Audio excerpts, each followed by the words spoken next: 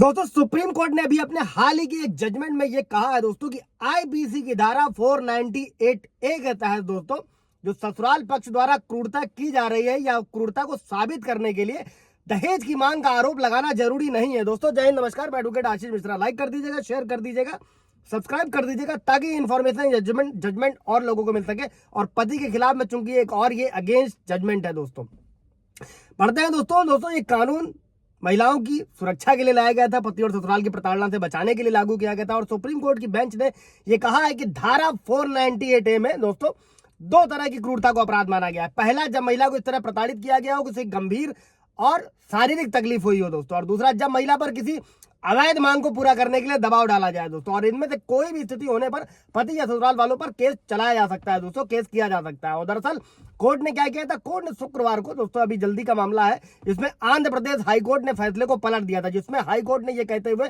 मामला खारिज कर दिया था कि महिला से दहेज की मांग नहीं की गई थी। और जिसके बाद महिला ने क्या किया, महिला ने हाईकोर्ट के फैसले को सुप्रीम कोर्ट में चुनौती दी थी दोस्तों। और बेंच ने क्या कहा, सुप्रीम कोर्ट ने क्या कहा कि 498A की मूल भावना को समझने की जरूरत है दोस्तों। और बेंच ने यह भी कहा कि जब ये कानून लागू किया गया था दोस्तों, तब देश में दहेज से संबंधित मौतों की संख्या बढ़ रही थी। और इसे न केवल दहेज हत्या के मामलों से निपटने के लिए बल्कि विवाहित महिलाओं पर होने वाले अत्याचारों को रोकने के उद्देश्य से पर्पज से बनाया गया था दोस्तों। और सुप्रीम कोर्ट ने अपने फैसले में दोस्तों कई पुराने मामलों का भी जिक्र किया, और जिनमें महिलाओं को उनके पति और ससुराल वालों ने दहेज न मांगने के बावजूद परेशान किया था।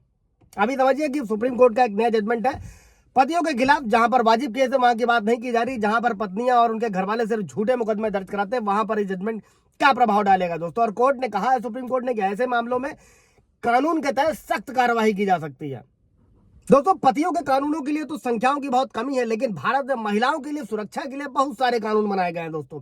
अब दहेज निषेध अधिनियम को ले लीजिए दोस्तों, दहेज प्रथा को रोकना और दोषियों को सजा दिलाना है दोस्तों, लेकिन इसका भी दुरुपयोग किया जा रहा है। कई मामलों में महिलाएं दहेज उत्पीड़न का झूठा आरोप लगाकर पति और ससुराल वालों को परेशान करती हैं। कई सारे डेथ केसेस, सुसाइड केसेस भी सामने आ चुके हैं दोस्तों। और आईपीसी की धारा 498 है, जो अब भारतीय न्याय संहिता में 85 है, विवाहित महिलाओं को दहेज उत्पीड़न, मानसिक शारीरिक प्रताड़ना से बचाने के लिए इसका भी दुरुपयोग किया जा रहा है। इस धारा के तहत तत्काल गिरफ्तारी पहले होती थी दोस्तों, लेकिन कई मामलों में पुरुषों और उनके परिवार को बिना जांच के ही परेशान किया जाता था।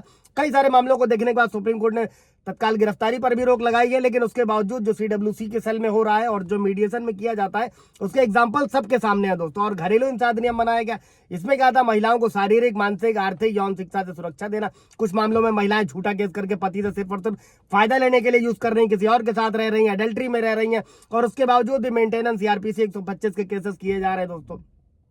यौन उत्पीड़न अधिनियम बनाया गया था, इस कानून का उद्देश्य महिलाओं को दोस्तों कार्यस्थल पर यौन उत्पीड़न से बचाना था। इसमें भी जो है महिलाएं अपने सहकर्मी हो या फिर बॉस हो, झूठे आरोप लगाकर उन्हें ब्लैकमेल किया जा रहा है दोस्तों। वाजिब केसेस की बात नहीं की जा रही दोस्तों, जहां पर गलत किया जा रहा है पुरुषों के साथ में, पतियों के साथ, तो वहां की बात चल रही है। बलात्कार से संबंधित कानून था 376, 354, ये भी महिला की सुरक्षा और यौन अपराधों से बचाने के लिए बनाया गया था, लेकिन दुरुपयोग कुछ मामलों में बदले की भावना या फिर व्यक्तिगत लाभ के लिए झूठे आरोप लगाए जा रहे हैं दोस्तों, जो आए दिन ट्रायल कोर्ट्स में देखने को भी मिलता है।